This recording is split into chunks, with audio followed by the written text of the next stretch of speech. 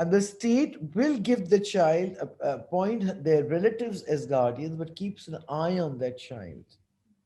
They have proper orphanages, and if the child is bad, they send them abroad for education. I know of orphans or abandoned children who've grown up in orphanages in Saudi Arabia who are Harvard graduates today.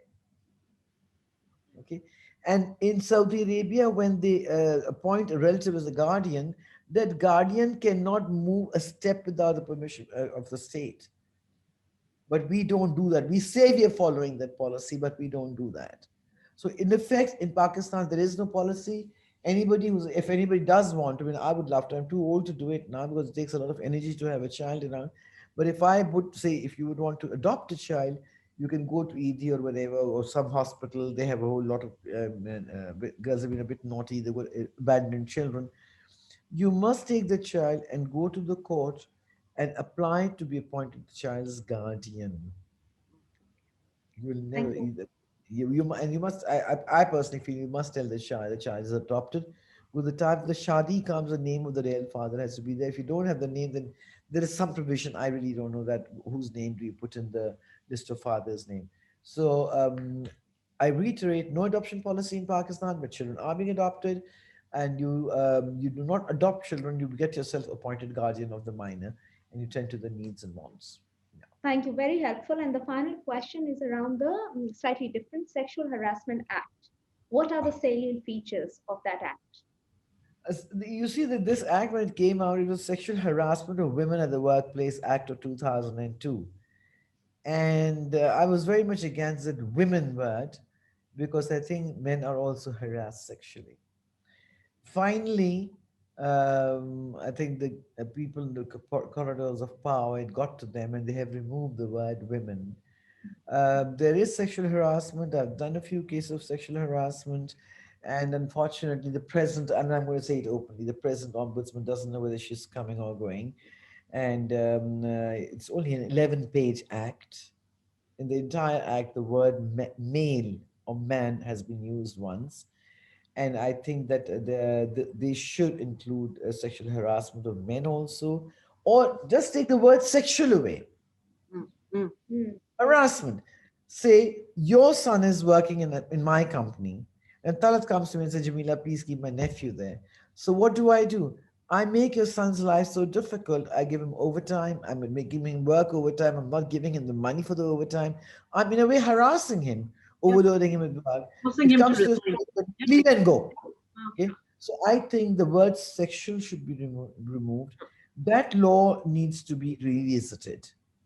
When it comes to harassment, the definition of the word harassment is falling in the ambit of sexual harassment, which I think is wrong. Okay. And although we are trying that, when we are fighting the cases, but unfortunately, so far, we've never really had a proper ombudsperson. Whoever has sat on that seat has either, I've appeared before three of them. Out of the three, two are as thick as two short planks, and one is the nastiest person, was the nastiest person to have walked this earth, who was threatening girls to withdraw their cases, otherwise she would give them a gross punishment. And I was so upset. I was in Karachi. I told my client, I said, you go there and tell them I'm in Karachi and get an adjournment. And she sat the girl down and said, if you don't take away your complaint, I will mete out a punishment for you that the rest of your life, you and your family will be making the payments to the other party and you won't have enough. It will not finish. You'll die, but you'll not. So that is what I'm against. Harassment, yes, and actually one other thing. Harassment, there's a definition of what falls in the ambit of harassment. Every organization which employs men and women has to have that code of conduct, it is called. It has to be up there where visibly in various sections of the office where everybody can see it, but they don't do it. And also tell me on this note, let me tell you on this note that actually women also have used that to the benefit when there has been no harassment. yes, yes. Oh, yeah, I can imagine. They have just to harass somebody or just to, like, I had a student from a university. I won't take the name of the university. Eventually I said, she was married and everything. I said, what you're doing is you're ruining the man's career. A very bright guy. He was a PhD and all that stuff. I said, we went away. He came back again. I said, what you're doing is very wrong. Don't do that. So women have misused this act. So I think if the sexual word is taken out, that will make it a bit better.